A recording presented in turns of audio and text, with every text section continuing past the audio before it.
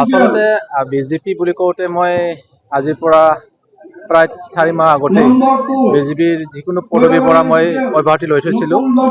মই ভাবিছিলোঁ আৰু ৰাজনীতিৰ দিশত মই নাথাকিম বুলি, যেহেতু মই এজন সাধাৰণ ঘৰৰ ল'ৰা আৰু সাধাৰণভাৱে জীৱন যাপন কৰি ভাল পাওঁ। আৰু সেয়েহে মই ভাবিলোঁ, যিহেতু মই বিজেপি 2009 চনৰ পৰা কৰি 2025 চনলৈ বহুকেইটা বছৰ পাৰ্টি কৰিলোঁ, ভাবিলোঁ ৰেষ্ট ল'ম বুলি ভাবিছিলোঁ। যিহেতু আৰ্থিক ফালৰ পৰা বা আমাৰ ঘৰুৱা ফালৰ পৰা মই ইমান এনেকৈ টনকিয়াল নহয়, আৰু মই কৈছোঁ সাধাৰণ ঘৰৰ ল'ৰা, সাধাৰণভাৱে জীৱন যাপন কৰি ভাল পাওঁ। এই কথা হ'ল, যিখিনি মোৰ কাৰ্যকৰ্তা আছিলে বা যিখিনি মোৰ ৰাইজ বা আমাৰ ৰাইজ মানে কি ক'ম আৰু মোৰ শুভাকাংক্ষী আছিলে, তেওঁলোকে মানে মোক এনেকৈ থাকিব কেতিয়াও দিয়া নাছিলে, বা তেওঁলোকে সদায় মোক ফোন কৰি থাকিছিলে যে আপুনি এনেকৈ ৰৈ নাযাব, সমাজত বহুত কাম কৰিব লগা আছে, গতিকে আপোনাৰ কাৰণে আমি দলত যোগদান কৰিছিলোঁ বা আমি আপোনাৰ কাৰণে সমাজৰ সেইকাৰণে ওলাই আহিছিলোঁ।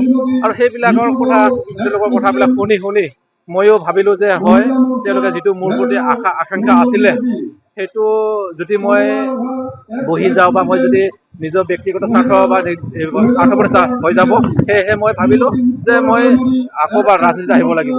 এতিয়া কথা হ'ল, মই ৰাজনীতিত আহিছোঁ, দলটো মই পৰিৱৰ্তন কৰিলোঁ। পৰিৱৰ্তন কৰাৰ মূলতে হৈছে যে মোৰ কিছু ভেৰগাঁও, বিশেষকৈ মই ক'ব নাযাওঁ, ভাৰতীয় জনতা পাৰ্টি বিশ্বৰ ভিতৰতে সৰ্ববৃহৎ দল তথা সৰ্বোত্তম দল, তথাপিতো কিন্তু ভেৰগাঁও মণ্ডল হিচাপে, যি বিজেপি ভাষাত মণ্ডল বুলি কয়, সেই ভেৰগাঁও মণ্ডল হিচাপে তাতে কিছু কাৰ্যকৰ্তা মোৰ মত বিনিময়টো মানে অলপ নিমিলা হৈছিলে। আৰু মত বিনিময় নিমিলাৰ কাৰণে মই ভাবিলোঁ যে মই আৰু ভাৰতীয় জনতা পাৰ্টিত নাথাকিম।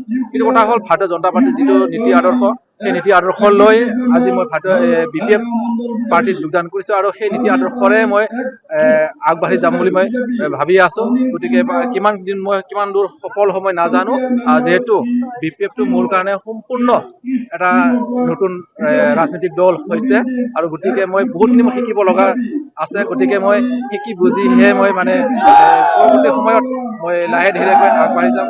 কথা হ'ল, এতিয়া মই নিউ জইনিং হিচাপে বিশেষ ক'ব বিচৰা নাই, যিহেতু এতিয়া মই এই নৱগত হিচাপে তেওঁলোকে মোক যেনেকৈ মানে আগবঢ়াই লৈ যায়, মই তেনেকৈ মই আগবাঢ়ি যাম বুলি ভাবিছোঁ।